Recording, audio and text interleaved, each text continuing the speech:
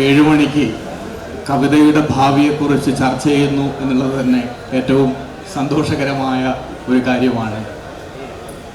ഇന്ന് കവിതയിൽ നിരന്തരമായ നിരീക്ഷണങ്ങളും പരീക്ഷണങ്ങളും നടന്നുകൊണ്ടിരിക്കുന്ന ഒരു കാലമാണ്. നമുക്കറിയാം, മുമ്പായിരുന്നെങ്കിൽ നമ്മൾ ആധുനികതയിൽ എന്നൊക്കെ പറയുകയാണെങ്കിൽ ആ കാലത്ത് നമ്മുടെ ജീവിതത്തിലെ മറ്റെല്ലാ വശങ്ങളെയും എന്ന പോലെ കവിതയിലും നമുക്ക് ഒരു ഏക മനുഷ്യ സങ്കല്പത്തെ ആവിഷ്കരിച്ചാൽ മതിയായിരുന്നു. ഇത് മലയാളത്തിൽ മാത്രമല്ല, മറ്റ് ഇടങ്ങളിൽ സംഭവിച്ചതുപോലെ ഒറ്റ മനുഷ്യനെ ആക്കി തീർക്കുക, കവിതയിലും ഒറ്റ മനുഷ്യനെ ആവിഷ്കരിക്കുക. മലയാളത്തിൽ നമ്മൾ പറയാം മനുഷ്യനാണ് മനുഷ്യത്വം, അതല്ലെങ്കിൽ ഒരു ജാതി ഒരു മതം ഒരു ദൈവം, മനുഷ്യന് മതമേതായാലും മനുഷ്യൻ നന്നായാൽ മതി. ഇങ്ങനെ നിരന്തരമായി മനുഷ്യൻ മനുഷ്യൻ മനുഷ്യൻ മാനവികത മാനവികത എന്ന് പറഞ്ഞുകൊണ്ടിരിക്കുന്ന ഒരു ആധുനികതയുടെ ഒരു കാവ്യലോകമായിരുന്നു നമുക്കുണ്ടായിരുന്നത്. എന്നാൽ അത്തരത്തിൽ ഇന്ന് ഒരൊറ്റ മനുഷ്യനെ കേന്ദ്രീകരിക്കുന്ന, അതല്ലെങ്കിൽ രേഖീയമായി ഒരു മനുഷ്യ സങ്കല്പത്തെ ആവിഷ്കരിക്കുന്ന കവിതകൾക്ക് നിലനിൽപ്പുണ്ട് എന്ന് തോന്നുന്നില്ല. കാരണം ഇന്ന് ഒരു മനുഷ്യനല്ല, പല മനുഷ്യനാണ്. അനേകം മനുഷ്യർക്ക് അനേകം സ്വത്വത്തിൽ അനേകമായി നിലനിൽക്കുന്ന ഒരവസ്ഥയാണുള്ളത്. അതിൽ പരിസ്ഥിതിവാദികളുണ്ട്, ട്രാൻസ്ജെൻഡറുകളുണ്ട്, ഗേ ഉണ്ട്, ലെസ്ബിയൻ ഉണ്ട്, ബൈസെക്ഷൽ ഉണ്ട്. ഇവരെല്ലാം അവരുടേതായ അസ്തിത്വത്തെ കവിതകളിൽ ആവിഷ്കരിക്കുന്നുണ്ട്, വിശാലമായി അതിൽ ഇടപെടുന്നുണ്ട്.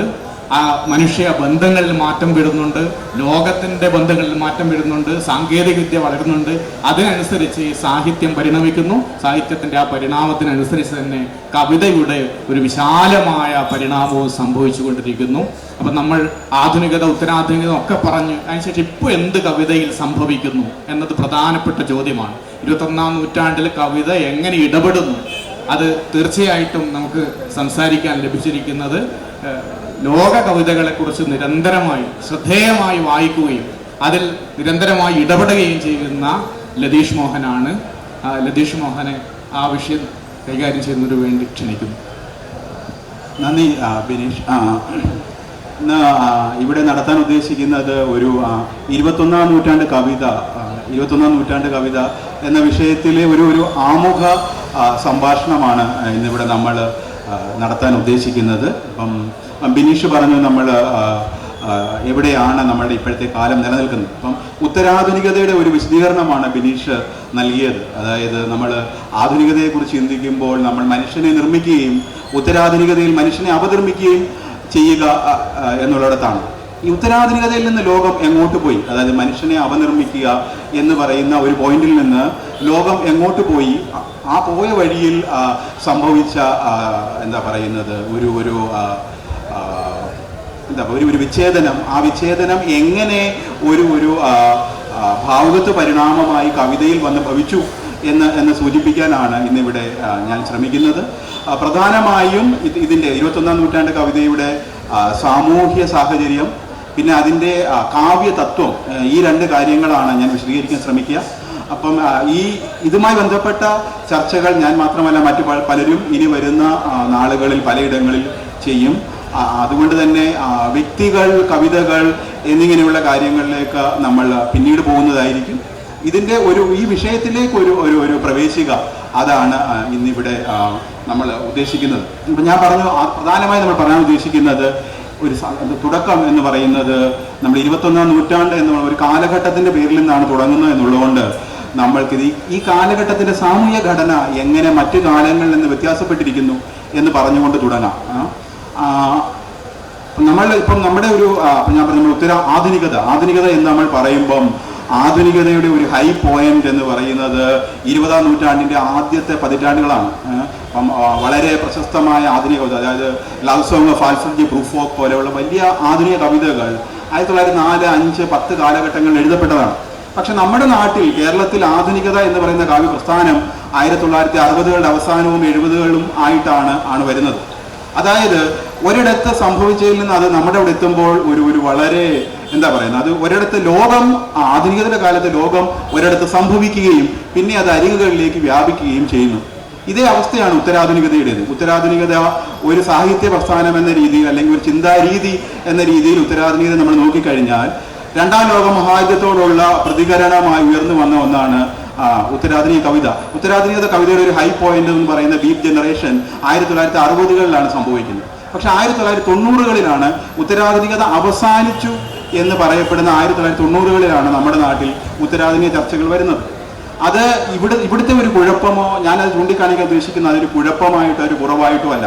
കാരണം നമ്മളൊരു കാവ്യ പ്രസ്ഥാനം എന്ന് പറയുമ്പോൾ ഒരു കാവ്യ പ്രസ്ഥാനം അതൊരു കാലഘട്ടമായും സംഭവിക്കും, അതിനുശേഷം അതൊരു കാവ്യ ഗുണമായി സംഭവിക്കും. അതായത് ഒരിടത്തൊരു അതായത് ഉദാഹരണത്തിന് ആധുനികത 1990കളിലൂടെ കേരളത്തിലെ സമീപ ഭാവുകത്വം ഉത്തരാധുനികതയായി മാറുമ്പോൾ ആധുനികത അവസാനിക്കുന്നു എന്നല്ല, അതൊരു കാവ്യ ഗുണമായി പല കാലങ്ങളിൽ വരും. ആധുനികതയ്ക്ക് ഒരു അവസാനമില്ല. അതുപോലെ തന്നെ ഉത്തരാധുനികതയും, അതായത് ഒരു കാവ്യ പ്രസ്ഥാനം ഒരു കാലഘട്ടത്തിൽ നിലനിൽക്കുന്നു, അതിൻ്റെ ഹൈ പോയിന്റ് നമുക്കൊരു കാലഘട്ടത്തിൽ കാണാം, പക്ഷേ അതൊരു കാവ്യ ഗുണമായി ആവർത്തിച്ചുകൊണ്ടിരിക്കുന്നു.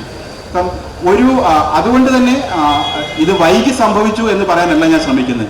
ഞാൻ പറയാൻ ഉദ്ദേശിക്കുന്നത് ലോകം വലിയ നഗരങ്ങൾ, അതായത് ലോകം സംഭവിക്കുന്ന വലിയ നഗരങ്ങളിൽ ലോകം സംഭവിക്കുകയും പിന്നെ ബാക്കിയുള്ളവർ എന്താണ് ലോകത്ത് സംഭവിച്ചത് എന്ന് അറിയാൻ ശ്രമിക്കുകയും ചെയ്യുന്ന ഒരു കാലഘട്ടമായിരുന്നു. 21ാം നൂറ്റാണ്ടിന്റെ വിച്ഛേദം എന്ന് പറയുന്നത് ലോകം എല്ലായിടത്തും ഒരുപോലെ സംഭവിക്കുന്നു എന്നുള്ളതാണ്. ഇപ്പൊ ഇവിടെ ഇരുന്ന് നമ്മൾ 21ാം നൂറ്റാണ്ട് കവിതയെക്കുറിച്ച് നടത്തുന്ന സംഭാഷണം തന്നെയാണ് ന്യൂയോർക്കിലോ പാരീസിലോ ഒക്കെ നടക്കുന്നത്. കാരണം എന്താണ് എല്ലായിടത്തും നടക്കുന്നത് നമുക്കിപ്പോൾ അറിയാം. 30 കൊല്ലത്തെയോ 40 കൊല്ലത്തെയോ എഫേർട്ട് എടുത്തിട്ട് ഒരു ജ്ഞാന വ്യവസ്ഥയ്ക്ക് പിന്നാലെ പായുന്ന ഒരു അവസ്ഥയിലല്ല നമ്മളുള്ളത്. അതായത് ലോകം എല്ലായിടത്തും ഒരേ സമയം സംഭവിക്കുന്നു. ലോകം എല്ലായിടത്തും ഒരേ സമയം സംഭവിക്കുന്നു എന്നിടത്താണ് ഒരു സാമൂഹിക വിച്ഛേദം, നമ്മൾ ഒരു സാമൂഹിക വിച്ഛേദം സംഭവിച്ചിരിക്കുന്നത്. ആ സാമൂഹിക വിച്ഛേദം തന്നെയാണ് ഒരു കാവ്യഭാവുകത്വമോ അല്ലെങ്കിൽ ഒരു കലാഭാവുകത്വമോ ആയി ഉയർന്നു വന്നിരിക്കുന്നത്. അതായത് 21ാം നൂറ്റാണ്ട് എന്ന് നമ്മൾ നോക്കിക്കഴിഞ്ഞാൽ എന്തുകൊണ്ട് 21ാം നൂറ്റാണ്ട് എന്ന് ഉപയോഗിക്കുന്നു? അതിന്റെ കാരണം ഇതാണ്. അതായത് ചരിത്രത്തിൽ മറ്റൊരിടത്തും ഇല്ലാത്ത ഒരു സാഹചര്യമാണ് 21ാം നൂറ്റാണ്ട്. 21ാം നൂറ്റാണ്ടിൽ ലോകം ഒരേ സമയം പലയിടങ്ങളിൽ സംഭവിക്കുന്നു. ഇതാണ് നമ്മളുടെ എന്താണ് പറയുന്നത്, അതാണ് നമുക്ക് അതിൻ്റെ എവിടെയാണ് ഇതിൻ്റെ വ്യത്യാസം സംഭവിച്ചിരിക്കുന്നത് എന്ന് പറയാനുള്ളത്. വ്യത്യാസം എന്ന് പറയുമ്പോൾ ഇനി അതിൻ്റെ അടുത്ത ഘട്ടമായി നമ്മൾ പറയുന്നു. നമ്മൾ പറയുന്നു ആധുനിക. അപ്പം എന്താണ് ഇവിടുത്തെ പ്രധാന ആഗ്രഹം? അപ്പം നിങ്ങൾ 21ാം നൂറ്റാണ്ടിൽ സംഭവിക്കുന്ന അല്ലെങ്കിൽ ഈ കാലഘട്ടത്തിൻ്റെ എസൻസ് ക്യാപ്ചർ ചെയ്യാൻ ശ്രമിക്കുന്ന പ്രസ്ഥാനങ്ങളെ നിങ്ങൾ നോക്കിക്കഴിഞ്ഞാൽ ചില ഉദാഹരണങ്ങൾ പറയുകയാണെങ്കിൽ മെറ്റാ മോഡേണിസം, ആഫ്രോ ഫ്യൂച്ചറിസം, അല്ലെങ്കിൽ പോസ്റ്റ് മോഡേണിസം, അല്ലെങ്കിൽ ന്യൂ സിൻസിയറിറ്റി, അല്ലെങ്കിൽ ഫിലോസഫിയിൽ പറയുകയാണെങ്കിൽ സ്പെക്യുലേറ്റീവ് റിയലിസം, ഇതിലൊക്കെ എന്താണ് നമുക്ക് കാണാൻ? ഇത് എന്താണ് ഇതിൻ്റെ ഒരു ആഗ്രഹം? ഇതിൻ്റെ ഒരു ആഗ്രഹം ഉത്തരാധുനികതയിൽ നിന്ന് ഇടറുക, ഉത്തരാധുനികതയിൽ നിന്ന് മുന്നോട്ട് പോവുക, ഉത്തരാധുനികതയുടെ എന്താ പറയുന്നത് എല്ലാത്തിനെയും അപനിർമ്മിക്കുക, അപനിർമ്മാണത്തിലൂടെ പ്രവേശിക്കുക എന്ന് പറയുന്ന ഒരു രീതിയോടുള്ള വിയോജിപ്പ്. നിർമ്മാണം എന്ന് പറയുന്ന പ്രക്രിയയും അപനിർമ്മാണം എന്ന പ്രക്രിയയും ഒരേ സമയം കൊണ്ടു നടക്കാനുള്ള ആഗ്രഹം. ഈ ആഗ്രഹം നമ്മളെ എങ്ങോട്ടാണ് കൊണ്ടുപോകുന്നത്? അതിൻ്റെ അവിടുത്തെ എന്താണ് ഈ കാലഘട്ടത്തിന്റെ പ്രധാന ആഗ്രഹം? ഉത്തരാധുനികതയിൽ നിന്ന് ഇടറുക, അതേസമയം ആധുനികതയിലേക്ക് തിരിച്ചു പോകുക. ആധുനികതയിലേക്ക് തിരിച്ചു പോകാതിരിക്കുക, ആധുനികതയിലേക്ക് മടങ്ങാതിരിക്കുക, പക്ഷെ ഉത്തരാധുനികതയിൽ നിന്ന് മുന്നോട്ട് പോവുക. ഇതിനു മുമ്പ് നിങ്ങൾ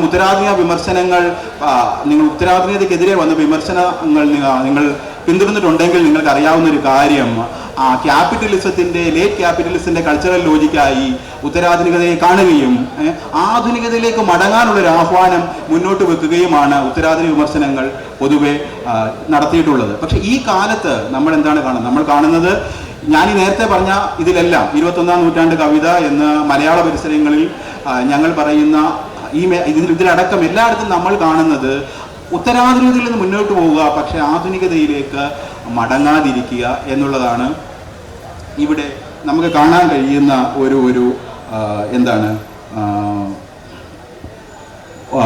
ആഗ്രഹം, ഒരു ലക്ഷ്യം. അപ്പം എന്താണ് അപ്പം ആധുനികതയിലേക്കും ഉത്തരാധുനികയിലേക്കും മടങ്ങാതിരിക്കുക, ഉത്തരാധുനികയിൽ നിന്ന് മാറുക എന്ന് പറയുമ്പോൾ എന്താണ് ഉദ്ദേശിക്കുന്നത് എന്നാണ് ചോദ്യം. അതായത് നമുക്കറിയാം ആധുനികതയെ തിരിച്ചറിയാനുള്ള ഏറ്റവും എളുപ്പമുള്ള മാർഗങ്ങൾ. ആധുനികത മനുഷ്യൻ എന്ന യൂണിവേഴ്സൽ കാറ്റഗറിയെ സൃഷ്ടിക്കാൻ ശ്രമിക്കുന്നു. മനുഷ്യൻ എന്ന യൂണിവേഴ്സൽ കാറ്റഗറി, മനുഷ്യൻ എന്ന ഒരു സാമാന്യ തത്വത്തെ വ്യക്തിയിൽ നിർമ്മിച്ചെടുക്കാനുള്ള ശ്രമം, അതാണ് ആധുനികതയിൽ നമുക്ക് ആദ്യം കാണാവുന്ന ആധുനികതയുടെ ഒരു ഗുണം എന്ന് പറയാവുന്നത്. മറ്റൊന്ന് എല്ലാവർക്കും അറിയാവുന്ന പോലെ ബൃഹദ് ആഖ്യാനങ്ങൾ അല്ലെങ്കിൽ കൂറ്റൻ ആഖ്യാനങ്ങൾ സൃഷ്ടിക്കുക. മറ്റൊന്ന് എന്ന് പറയുന്നത്, വേറൊന്ന് പറയുകയാണെങ്കിൽ ചരിത്രത്തെ ചരിത്രത്തെ സ്വയം ചലിക്കുന്ന ലക്ഷ്യത്തിലേക്ക്, ഒരു പ്രത്യേക ലക്ഷ്യത്തിലേക്ക് സ്വയം ചലിക്കുന്ന ഒന്നായി ചരിത്രത്തെ കാണുക. ഇതൊക്കെയാണ് ആധുനികതയുടെ പ്രധാനപ്പെട്ട ലക്ഷണങ്ങളായി നമുക്ക് കണ്ടെത്താൻ കഴിയുന്നത്. ഉത്തരാധുനികതയിലേക്ക് വരുമ്പോൾ ഇതിൻ്റെ മനുഷ്യൻ എന്ന് പറയുന്ന യൂണിവേഴ്സൽ കാറ്റഗറി അപനിർമ്മിച്ചിട്ട് അതിൽ നിന്ന് തന്മ, ബിനീഷ് പറഞ്ഞതുപോലെ വളരെയധികം ജനവിഭാഗങ്ങളെ കണ്ടെത്തുക. മനുഷ്യൻ എന്ന് പറയുന്ന ഒരു ഏകവചനം യഥാർത്ഥത്തിൽ ഏകവചനമല്ല, ഒരുപാട് സാംസ്കാരിക യുക്തികളുടെ ഒരു തരത്തിലുള്ള കൊലപാതകമാണ് മനുഷ്യൻ എന്ന് പറയുന്ന ഈ കാറ്റഗറി എന്ന് വാദിക്കുക. ഒന്ന്. രണ്ടാമത് എന്താണ് പറയുന്നത്, ചെറിയ സംഗതികൾക്കുള്ളിൽ ആഴം കണ്ടെത്തുക. ആഴം ഒരു പ്രധാന സംഗതിയാണ്. ഒരിടത്ത് സമയവും മറ്റിടത്ത് സ്ഥലവും ആണ് വർക്ക് ചെയ്യുന്നത്. പിന്നെ ഒന്ന് എന്ന് പറയാവുന്നത് ചരിത്രത്തെ നിരന്തരമായ ഒരു ആവർത്തനം എങ്ങനെ വ്യത്യാസം സൃഷ്ടിക്കുന്നു, ആ വ്യത്യാസം എങ്ങനെ ഒരേ പ്രതലത്തിൽ കഴിച്ചു കൂട്ടുന്നു എന്ന രീതിയിൽ ഒരു ഇറ്റേണൽ റിക്കറൻസ് ആയി ചരിത്രത്തെ കാണാനുള്ള ഒരു ശ്രമം. ഇതൊക്കെയാണ് ആധുനികതയുടെയും ഉത്തരാധുനികതയുടെയും പൊതുവായി ആധുനികതയിൽ നിന്നും ഉത്തരാധുനികതയിൽ നിന്നും നമുക്ക് കാണാൻ കഴിയുന്ന കാര്യങ്ങൾ.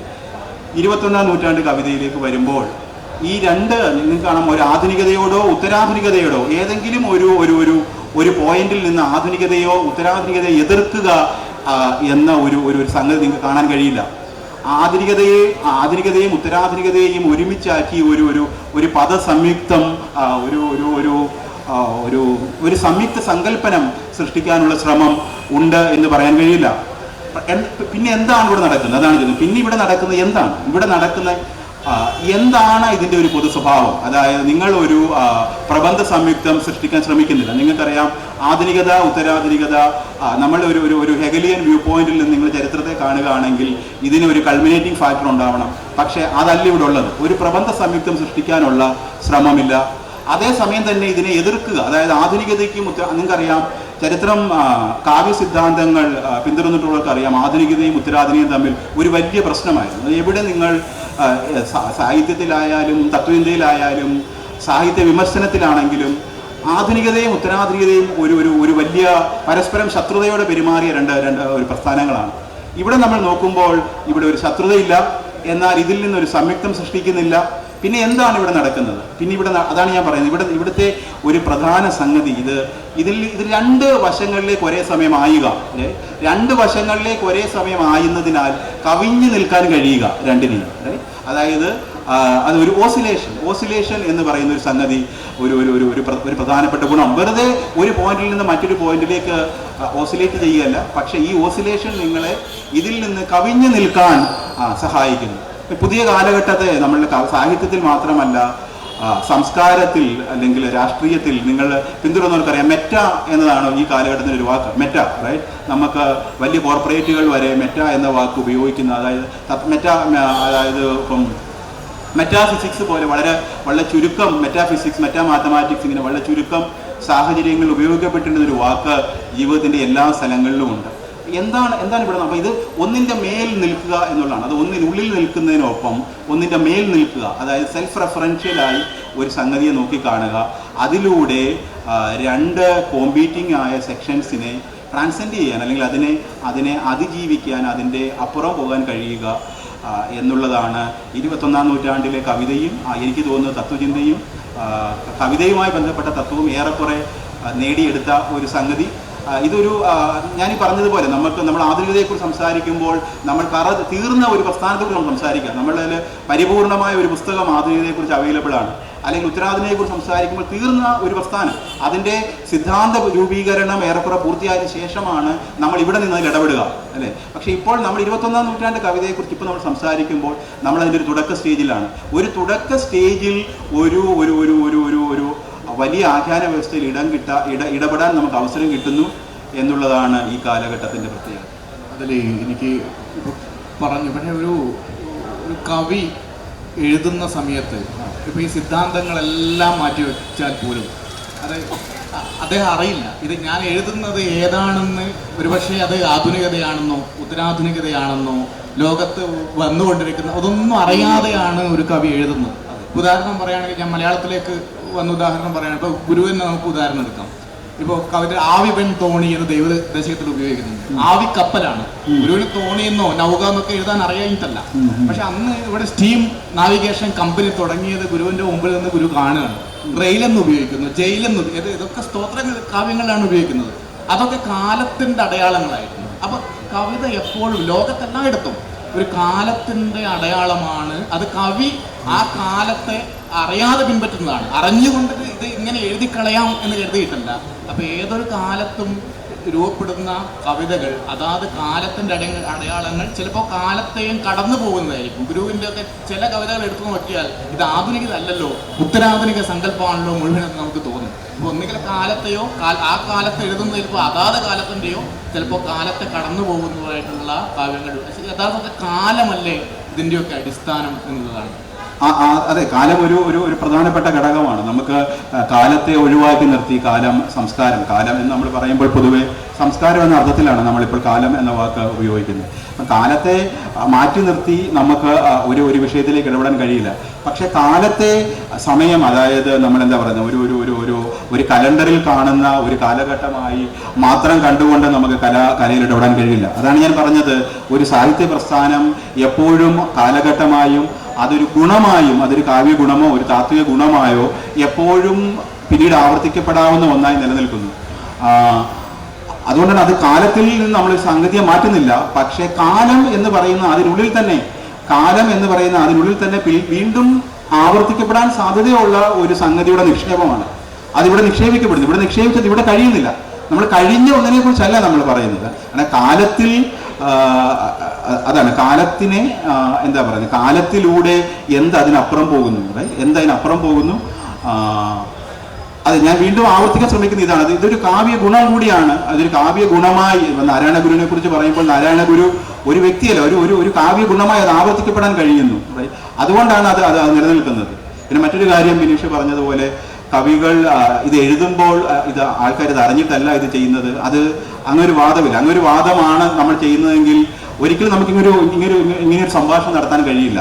നമ്മൾ പറയാൻ കഴിയുന്നത് ഉദാഹരണം നമ്മൾ എന്താണ് ഒരു വിച്ഛേദം, എന്താണ് ഈ കാലഘട്ടത്തിൻ്റെ ഒരു വിച്ഛേദം എന്ന് നോക്കുമ്പോൾ നമുക്ക് പെട്ടെന്ന് കണ്ടെത്താൻ പറ്റുന്ന ഒരു ഉദാഹരണമാണ് ഇന്റർനെറ്റ്. റൈറ്റ്, ഇന്റർനെറ്റ് ഉള്ളത് കൊണ്ടാണ് ലോകം പലയിടങ്ങളിൽ ഒരേ സമയം സംഭവിക്കുന്നത് നമുക്ക് പറയാൻ കഴിയുന്നത്. അപ്പം എന്താണ്, പക്ഷെ ഇന്റർനെറ്റിന് ശേഷം ഉണ്ടായി വന്ന ഒരു ലോകക്രമം അത് നമ്മളെല്ലാവരെയും സ്വാധീനിക്കുന്നു. നമ്മൾ അതിനുള്ളിൽ പെടുന്നു, നമ്മൾ അതിനോട് പ്രതികരിക്കുന്നു. അതായത് നമ്മൾ അറിഞ്ഞുകൊണ്ട് ചെയ്യുന്നതല്ല, നമ്മൾ അതിനുള്ളിലേക്ക് പ്രവേശിച്ചു കഴിഞ്ഞു. നമുക്ക് ലോകത്തിന്റെ പല ഭാഗങ്ങളിൽ ഒരു സമയം ഒരു വ്യക്തിയായി പ്രത്യക്ഷപ്പെടാനുള്ള ഒരു സാഹചര്യം ഉണ്ടാകും. ഒരേ സമയം പരസ്പരം പലയിടങ്ങളിൽ വരാനുള്ള ഒരു സാഹചര്യം നമുക്കുണ്ടാകുന്നു. ആ സാമൂഹ്യ ക്രമമാണ് എന്താണ് ഒരു കാവ്യ പ്രസ്ഥാനത്തെയോ അല്ലെങ്കിൽ ഒരു കാവ്യ വ്യവസ്ഥയോ അല്ലെങ്കിൽ അതിനനുബന്ധമായി വരുന്ന കാവ്യ തത്വങ്ങളെയോ സൃഷ്ടിക്കുന്നത്. ഇതൊരു വ്യക്തി അറിഞ്ഞുകൊണ്ട് ചെയ്യുന്നതല്ല. അതുകൊണ്ടാണ് എന്ത് സംഗതികളെയും നമ്മൾ ഒന്നോ രണ്ടോ വ്യക്തികൾ അറിഞ്ഞുകൊണ്ട് ചെയ്തതാണ് എന്ന് നമുക്ക് വാദിച്ചു കൊണ്ടുവരാൻ ബുദ്ധിമുട്ടാണ്. സാങ്കേതികതയുടെ കാര്യം നമ്മൾ പറഞ്ഞല്ലോ. സാങ്കേതികത ഈ കവിതയിൽ പ്രവർത്തിക്കുന്ന സമയത്ത് തന്നെ കവിതയുടെ ഘടനയിലും വലിയ മാറ്റങ്ങൾ ലോകത്ത് സംഭവിച്ചുകൊണ്ടിരിക്കുന്നില്ല. ഇപ്പം നമ്മൾ നേരത്തെ സംസാരിച്ചല്ലോ, ഒറ്റ വരി കവിത, ഒരു വരിയിൽ വലിയ ആശയങ്ങൾ അവതരിപ്പിക്കാനുള്ള ശ്രമം, ചിഹ്നങ്ങൾ ഉപയോഗിച്ചുകൊണ്ടുള്ള സൈൻ പോയംസ് രൂപപ്പെടുന്നു. അങ്ങനെ ഭാഷയിൽ തന്നെ വലിയൊരു പുതുക്കലുകളും ഭാഷയിൽ തന്നെ വലിയൊരു മാറ്റവും കവിതകളിലൂടെ രൂപപ്പെടുന്നു. നേരത്തെ പറഞ്ഞ പോലെ സ്ഥലം മാത്രം മാറാം, പക്ഷേ ലോകത്തെല്ലായിടത്തും ഇത് ഒരുപോലെ സംഭവിക്കുന്നു എന്നുള്ളതാണ്. ഒരു ആഗോള ഗ്രാമം എന്നൊക്കെ നമുക്ക് പറയാൻ കഴിയുന്ന തരത്തിലുള്ള അതിൻ്റെ ഒരു പരിണാമത്തെ കൂടിയ സാങ്കേതികത എങ്ങനെയാണ് നമ്മുടെ ഭാഷയിൽ മാറ്റം വരുത്തിയിട്ടുള്ളത്, കവിതയുടെ ഘടനയിൽ മാറ്റം വരുത്തിയിട്ടുള്ളത് എന്നുകൂടി ചേർത്ത് പറയുകയാണെങ്കിൽ നന്നായിരിക്കും. പ്രധാനമായും ഇപ്പം ഞാൻ പറഞ്ഞപ്പോളിപ്പം നമ്മൾ ഇന്റർനെറ്റിനെ തന്നെ അതിനുശേഷം സംഭവിച്ചിരിക്കുന്ന ഒരു സംഗതി നമുക്കൊരു ഉദാത്ത രൂപം എന്നുള്ളതൊന്നില്ല എന്നുള്ളതാണ്. ഒരു ഉദാത്ത രൂപം, അതായത് ഇപ്പം നമ്മൾ ആധുനികതയെക്കുറിച്ച് എന്താണ് ഉദാത്തമായ ആധുനികത കരുതിയ കാവ്യരൂപം എന്ന് നമുക്ക് കണ്ടെത്താൻ കഴിയും, വളരെ എളുപ്പത്തിൽ നമുക്ക് കാണാം. അല്ലെങ്കിൽ ഉത്തരാധുനികത എന്താണ് ഉദാത്തം എന്ന് ഒരു ഐഡിയൽ ഫോം എന്ന രീതിയിൽ ഉത്തരാധുനികത മുന്നോട്ട് വെച്ചത് എന്താണെന്ന് നമുക്ക് കണ്ടെത്താൻ കഴിയും. പക്ഷേ അതിനുശേഷം വന്നതിൻ്റെ ഒരു പ്രധാന ഗുണം എന്ന് പറയുന്ന അതിനൊരു ഉദാത്ത രൂപമില്ല. ഒരു ഉദാത്ത രൂപം അത് മുന്നോട്ട് വെക്കുന്നില്ല. നമുക്ക് എല്ലാ തരം കവിതകളും ഇക്കാലത്ത് കണ്ടെത്താൻ കഴിയും. അതായത് ക്ലാസിക് രീതിയിൽ എഴുതപ്പെട്ട കവിതകൾ, അല്ലെങ്കിൽ പെർഫോമൻസ് പോയട്രി, ഇൻസ്റ്റലേഷൻ പോയട്രി, അല്ലെങ്കിൽ പഴയ സ്പോക്കൺ വേർഡ് കവിത, അതുമല്ലെങ്കിൽ പേപ്പറിൽ നടത്തുന്ന പരീക്ഷണങ്ങൾ, വരി മുറിച്ച് എഴുതുന്നതിൽ വരുത്തുന്ന മാറ്റങ്ങൾ, ഈ എല്ലാ രൂപങ്ങളും അനുവദനീയമാണ് എന്നാണ് കാര്യം. അത് നമ്മളിപ്പം അതാണ് നേരത്തെ ഒരു ഐഡിയൽ രൂപം നമ്മൾ മുന്നോട്ട് വെക്കുന്നത്. ഒരു ഐഡിയൽ രൂപം മുന്നോട്ട് വെക്കാൻ കഴിയില്ല എന്നുള്ളതാണ് അതിന്റെ കാരണം. ഇത് എന്താണ് പറയുക, ഇത് നിങ്ങൾക്കിതിനെ ഒരേ സമയം സംഭവിക്കുന്ന പല കാര്യങ്ങളെ നിങ്ങൾക്ക് ഒരു രൂപത്തിലേക്ക് പിടിച്ചു നിർത്താൻ കഴിയത്തില്ല. അതാണ് എനിക്ക് തോന്നുന്നത് രൂപത്തെക്കുറിച്ച്. അവിടെ ഒരു ഐഡിയൽ രൂപമില്ല, അതാണ് അതിന്റെ ഉത്തരം. രൂപത്തെക്കുറിച്ച് പറയുമ്പോൾ തന്നെയാണ് നമുക്ക് കവിത സാധാരണ ഒരു വൈകാരികതയാണ്, കവിയുടെ വികാരങ്ങളിൽ നിന്നും രൂപപ്പെടുന്ന ഒന്നാണ് എന്നൊക്കെയാണ് പൊതു അഭിപ്രായം. ഇപ്പോഴും ആ ഒരു ചർച്ച തുടരുന്നു. അതേ സമയത്ത് തന്നെ ഈ ഒരു സ്ട്രക്ചറൊക്കെ വരുന്ന സമയത്ത് യഥാർത്ഥത്തിൽ ഈ വൈകാരിക അനുഭവമാണോ അതോ മനഃപൂർവ്വം നിർമ്മിച്ചെടുക്കുന്ന ഒരു ഘടനയാണോ കവിത എന്നൊരു ചോദ്യം അവിടെ നിൽക്കുന്നത്. പലപ്പോഴും ഈ പുതുകാലത്തെ കവിതകൾ, ഈ കാലത്തിൽ ലോക കവിതകൾ എടുത്ത് പരിശോധിക്കും, അതിലൊരു നിർമ്മാണ പ്രക്രിയയായിട്ട് ഒരു സ്പോണ്ടേനിയസ് ഓവർഫ്ലോ എന്ന് പറയുന്നതൊക്കെ മാറി ഒരു നിർമ്മാണ പ്രക്രിയയായിട്ട് കവിത മാറുന്നില്ല. അങ്ങനെയല്ലേ യഥാർത്ഥത്തിൽ ഈ കാലത്തെ കവിത രൂപപ്പെടുന്നതും നിലനിൽക്കുന്നതും? അല്ല, ഞാൻ പറയാൻ ശ്രമിക്കുന്നതാണ് അതൊരു പ്രശ്നമല്ലാതായി മാറി എന്നുള്ളതാണ്. അതായത് നിങ്ങൾ ഉള്ളിൽ നിന്ന് വരുന്നതാണോ നിങ്ങളുടെ കവിത, അതോ നിങ്ങൾ സ്വയം സൃഷ്ടിക്കുന്നതാണോ? അതായത് ഇത് നിർമ്മാണമാണോ സൃഷ്ടിയാണോ? നിർമ്മാണവും സൃഷ്ടിയും തമ്മിലുള്ള ഒരു ഡൈക്കോട്ടമി അത് ഈ കാലത്തുണ്ടെന്ന് എനിക്ക് തോന്നുന്നില്ല. ഞാൻ ഒരിടത്തും ആൾക്കാർ അതൊരു വലിയ കാര്യമായി കരുതുന്നത് ഞാൻ അടുത്ത കാലത്ത് കാണാറില്ല. കാരണം നമ്മൾക്കറിയാം, നമ്മൾ കുറച്ച് ഉള്ളിലേക്ക് പോയി കഴിയുമ്പം വളരെ ഉപരിപ്ലവമായി നോക്കുമ്പോൾ മാത്രമേ അഫക്റ്റും ഇന്റലക്റ്റും തമ്മിൽ ഒരു കാര്യമായ ഡിവൈഡ് നമുക്ക് കണ്ടെത്താൻ കഴിയുള്ളൂ. റൈറ്റ്? പ്രധാനമായും നമ്മൾ affect, intellect and performance, right, ഈ മൂന്ന് കാര്യങ്ങളും ഏറെക്കുറെ ഒരേ പാക്കേജായിട്ടാണ് നമ്മൾ ഇന്നത്തെ കാലത്ത് കാണുന്നത്. നമ്മൾക്ക് എന്തിനെങ്കിലും ഒരു പ്രയോറിറ്റി, പഴയകാല കവിതയിൽ ഈ ഒരു കാഴ്ചപ്പാട് വളരെ രൂഢമൂലമാണ്. എന്താണ്? അതായത് ഉള്ളിൽ നിന്ന് വരുന്നതാണ് കവിത. ഒരാൾ അത് കെട്ടിയുണ്ടാക്കുന്നത് ശരിയല്ല. എന്താ പറയുക, അതിപ്പോൾ ഒന്നൊരു സൃഷ്ടിയും മറ്റേതൊരു നിർമ്മാണവുമാണ്. അപ്പൊ നിർമ്മാണ പ്രവൃത്തികളെ കുറച്ച് കാണുക, സൃഷ്ടിയെ ഉദാത്തവൽക്കരിക്കുക എന്ന് പറഞ്ഞ ഒരു കാഴ്ചപ്പാട് കാലങ്ങളായി ഉള്ളതാണ്. പക്ഷെ ഈ കാലത്ത് അതുണ്ടെന്ന് എനിക്ക് തോന്നുന്നില്ല. കാരണം പ്രധാന കാരണം എന്താണ് സൃഷ്ടി എന്നുള്ള ചോദ്യമുണ്ട്. എന്താണ് നിർമ്മാണം? സൃഷ്ടിയിൽ മനുഷ്യൻ സൃഷ്ടിയാണ് എന്ന് എൻ്റെ ഹൃദയം സൃഷ്ടിച്ചതാണ് ഇത് എന്ന് പറയുമ്പോൾ എത്രമാത്രത്തോളം ഏത് പോയിന്റിൽ നിന്നാണ് നിങ്ങൾ ഇതിനെ നിർമ്മിച്ചെടുക്കുന്നതും സൃഷ്ടിയും തമ്മിൽ വ്യത്യാസം വരുന്നത്? കാരണം നമ്മൾ എങ്ങനെയാണ് തിരിച്ചറിയാം എവിടെയാണ് ഒരു മനുഷ്യന്റെ അഫക്റ്റ് അവസാനിക്കുന്നത്, എവിടെയാണ് ഒരാളുടെ ഇന്റലക്റ്റ്? ഇതിനൊന്നും ഉത്തരവില്ലെന്നല്ല ഞാൻ പറയുന്നത്. പക്ഷെ കാവ്യത്തിൽ ഇത്തരം ചോദ്യങ്ങൾ അപ്രസക്തമായി എന്നാണ്. ബോധപൂർവമായ ഘടന നിർമ്മിക്കൽ എന്ന് പറയുന്നത് വൈകാരിക അനുഭവം ഉണ്ടെങ്കിലും അതിബോധപൂർവമായിട്ട് തന്നെ അതിൻ്റെ ഘടന ഇങ്ങനെ ആകണം. ഇപ്പം ക്യൂബ് കവിതകൾ എന്ന രീതിയിൽ ഇപ്പോൾ അയ്യോ പണിക്കർ സാറൊക്കെ ചെയ്തൊരു പരീക്ഷണാത്മക കാവ്യങ്ങളുണ്ട്. അപ്പോൾ അവിടെയൊക്കെ ഈ വികാരത്തെക്കാളും നമ്മുടെ ഹാർട്ടിൽ നിന്ന് രൂപപ്പെടുന്നതിനേക്കാളും ഘടന ആദ്യം കണ്ടെത്തുകയും അതിനുള്ളിലേക്ക് അങ്ങ് ഒതുക്കുകയും ചെയ്യുന്നതാണ്. അങ്ങനെ പറയാം.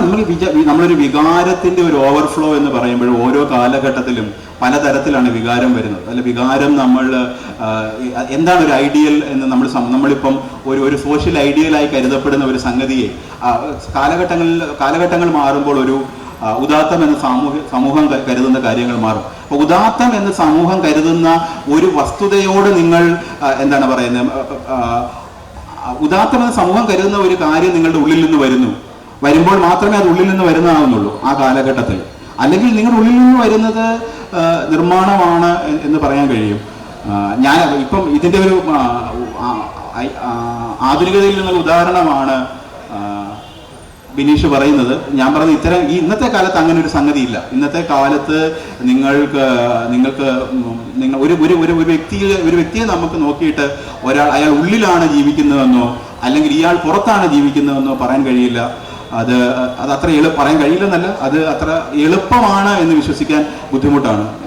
അതാണ് എൻ്റെ ഉത്തരം. നമ്മുടെ സമയം ഏകദേശം ആയി. അപ്പോൾ എന്തായാലും കവിതയുടെ ഗുണമെന്ന് പറയുന്നത് അതൊരു തുടർച്ച, ഏത് കാലത്തും ഏത് പ്രസ്ഥാനത്തിലും കാവ്യ ഗുണമെന്ന് പറയുന്നത് ഒരു തുടർച്ചയാണെന്നും, പക്ഷേ 21-ാം ഈ കാലത്ത് എത്തിയപ്പോഴേക്കും ലോകത്തെ എല്ലായിടത്തും ഒരുപോലെ സംഭവിക്കുന്ന, സ്ഥലം മാത്രം മാറുകയും അല്ലെങ്കിൽ ഇടം മാത്രം മാറുകയും ലോകത്തെല്ലായിടത്തും ഒരുപോലെ ചിലപ്പോൾ ഒരേ നിമിഷം തന്നെ സംഭവിക്കുന്ന ഒന്നായി കവിത മാറുകയും ചെയ്യുന്ന ഒരു കാലമാണ്. അപ്പോൾ ഇത്രയാണ് ഇദ്ദേഹം പറഞ്ഞ് ഞാൻ ചുരുക്കി പറയുന്നത്. ഇതിൽ തീർച്ചയായിട്ടും ഇവിടെ കവികൾ ധാരാളമുണ്ട്, കവിതയെക്കുറിച്ച് പഠനങ്ങൾ നടത്തിയ ആളുകളുണ്ട്. സ്വാഭാവികമായിട്ടും അവർക്ക് എന്തെങ്കിലുമൊക്കെ ഇതിനോടൊപ്പം കൂട്ടിച്ചേർക്കാനോ അതല്ലെങ്കിൽ പറഞ്ഞതിനോട് യോജിപ്പോ അതിൻ്റെ തുടർച്ചയോ എന്തെങ്കിലും ഉണ്ടാവുമെന്ന് കരുതുന്നു. നമുക്കൊരു 5 മിനിറ്റ് പരമാവധി അതിനായിട്ട് വിനിയോഗിക്കും.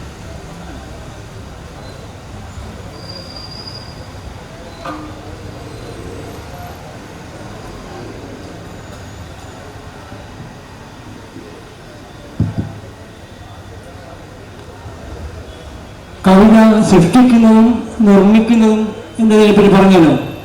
ശ്രീനാരായണ ഗുരുദേവന്റെ കവിതകൾ ശരിക്ക് സാമൂഹ്യ പരിഷ്കരണത്തിന് വേണ്ടിയായിരുന്നു, അല്ലെങ്കിൽ അന്നത്തെ ഒരു കാലഘട്ടത്തിൻ്റെ മോചനത്തിന് വേണ്ടിയായിരുന്നു, അല്ലെങ്കിൽ അടിസ്ഥാന വർഗത്തിൻ്റെ മോചനം എന്ന് വേണമെങ്കിൽ പറയാം.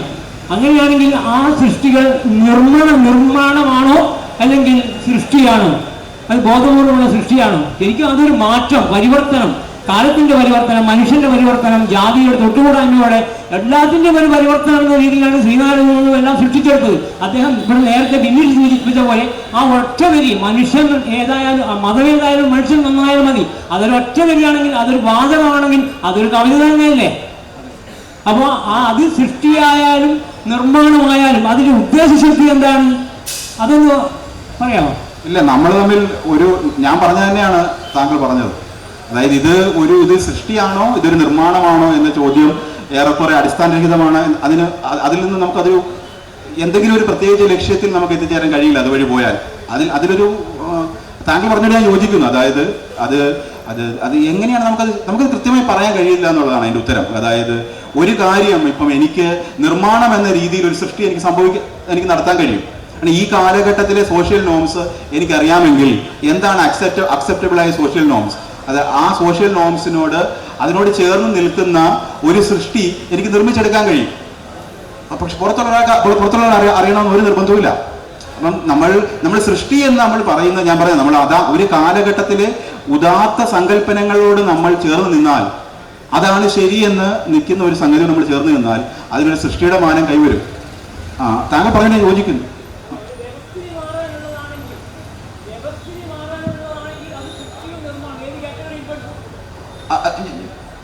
അത് രണ്ടിലും ഞാൻ പറഞ്ഞു. ഇപ്പം ഞാനത് പറഞ്ഞു, അങ്ങനെ ഒരു കാറ്റഗറി തന്നെ ഞാൻ പറഞ്ഞത്, അങ്ങനെ ഒരു കാറ്റഗറി നിർമ്മാണത്തിന് ഒരു പറ്റിയ ഒരു ഗ്രൗണ്ട് കണ്ടെത്താൻ എന്നെ കൊണ്ട് കഴിയുന്നില്ലെന്നാണ് ഞാൻ നമ്മൾ ഇങ്ങനെ ഒരു ദ്വന്ദ്വം നമ്മൾ സൃഷ്ടിച്ചെടുക്കുമ്പോൾ അതിനൊരു ഡിമാർക്കേഷൻ പോസിബിൾ അല്ല എന്നാണ് ഞാൻ പറയാൻ ശ്രമിക്കുന്നത്.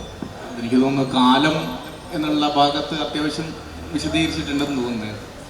മനുഷ്യൻ എന്നുള്ള സംഭവം കഴിഞ്ഞു ആധുനിക അതിനെ അവനിർമ്മിച്ചു എന്ന് പറയുന്നുണ്ടല്ലോ. മനുഷ്യനെ അവനിർമ്മിച്ചു ഉത്തരാധുനികത. അപ്പോൾ അതിനുശേഷം എന്ത് നടന്നു എന്നുള്ളത് വ്യക്തമായിട്ട് പറഞ്ഞില്ല, നമുക്ക് അത് മനസ്സിലായില്ല.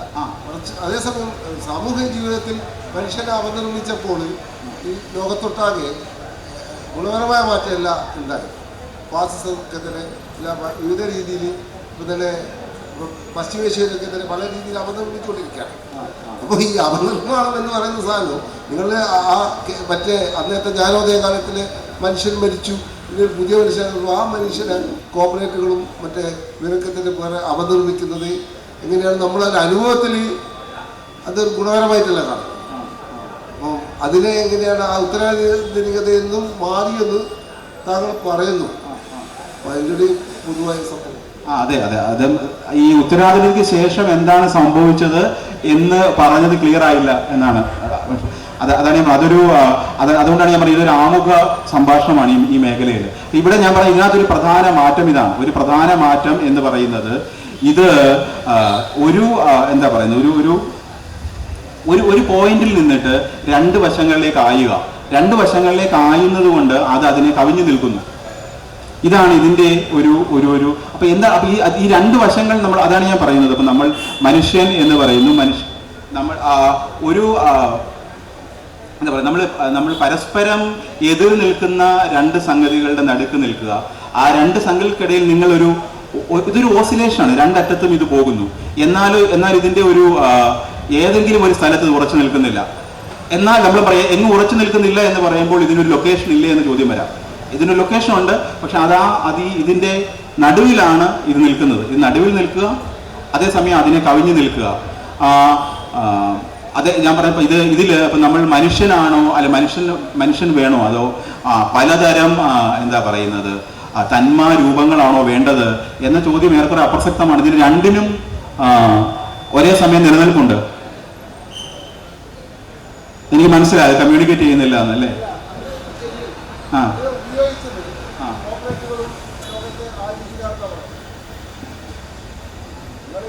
പറയുന്ന ഈ സാധനം ഉണ്ടല്ലോ, മനുഷ്യരുണ്ട്, പലതരം മനുഷ്യർ. ഈ പലതരം മനുഷ്യർ ഇപ്പൊ നായാടി മുതൽ നമ്പൂതിരി വരെ എന്ന് പറഞ്ഞുകൊണ്ടാണ് സംഘപരിവാർ ഇന്ത്യയിൽ ഫാസിസം നടപ്പാക്കുന്നത്.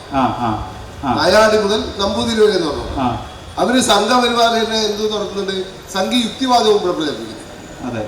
അപ്പൊ ഈ എല്ലാത്തിന്റെയും ഈ പറയുന്ന ബഹുസ്വര എന്നൊക്കെ പറയുന്ന സാധനങ്ങളാണ് ഇവിടുത്തെ മാനവിക പ്രസ്ഥാനങ്ങൾക്കും അല്ലെ ജനാധിപത്യവൽക്കരണത്തിനേക്കാൾ കൂടുതൽ മറ്റുള്ളവർക്ക് ഉപയോഗിക്കാൻ പറ്റുന്നത് പശ്ചിമേഷ്യയിലായാലും ഇന്ത്യയിലൊക്കെ ആയാലും. അപ്പൊ അവിടെ അതാണ് എനിക്ക് മനസ്സിലായി. ഞാനതന്നെ പറഞ്ഞു, ഒരു ഏകസ്വരം അല്ലെങ്കിൽ ബഹുസ്വരം, ഏകമാനം ബഹുമാനം, ഇതൊക്കെ തമ്മിലുള്ള പ്രശ്നങ്ങൾ ഏറെക്കുറെ അവസാനിച്ചു എന്നാണ് ഞാൻ പറയുന്നത്. ഇതിൽ ഏതെങ്കിലും ഒന്ന് ശരിയാണ് എന്ന് വാദിക്കാൻ ശ്രമമില്ല. അതിനുള്ളിൽ തന്നെ അത് ഒരു എന്താ പറയുന്നത് ഒരു മറ്റൊരു അവസ്ഥയായി മാറുകയാണ് ചെയ്യുന്നത്. ഇതിന് പിന്നെ രാഷ്ട്രീയ വശം, താങ്കൾ പറഞ്ഞ രാഷ്ട്രീയം, ഇതറിയാം. ഇപ്പം നമ്മൾ ഇതുവരെ ഞാൻ പറഞ്ഞ മുഴുവൻ വലിയ ഒരുപാട് ഒരു ചെറിയ വിഷയത്തിൽ തന്നെ നമ്മൾ മുക്കാൽ മണിക്കൂറായിട്ട് സംസാരിക്കേണ്ട വിഷയങ്ങളിൽ നമ്മളൊരു വീശി ഒരു പരിപാടിയാണ് നമ്മൾ ഇന്ന് നടത്തിയത്. ഓക്കെ, ഇതിന് രാഷ്ട്രീയമായി ബന്ധപ്പെട്ട കാര്യങ്ങൾ നമുക്ക് പിൽക്കാലത്ത് കുറച്ച് കഴിഞ്ഞിട്ട് ചെയ്യാം. കാരണം അതിലും വലിയൊരു വിഷയമാണ് നമ്മൾ ഇന്ന് ഇത്രയും തന്നെ ഓൾറെഡി ശരിക്കും കമ്മ്യൂണിക്കേറ്റ് ചെയ്യപ്പെടാത്ത ഒരുപാട് കാര്യങ്ങൾ നമ്മൾ പറഞ്ഞുകൊണ്ട് വേറൊരു വശത്തേക്ക് പോകണ്ട. അത് പിന്നൊരിക്കലാകാം. ഓക്കെ, നന്ദി. ഓക്കെ,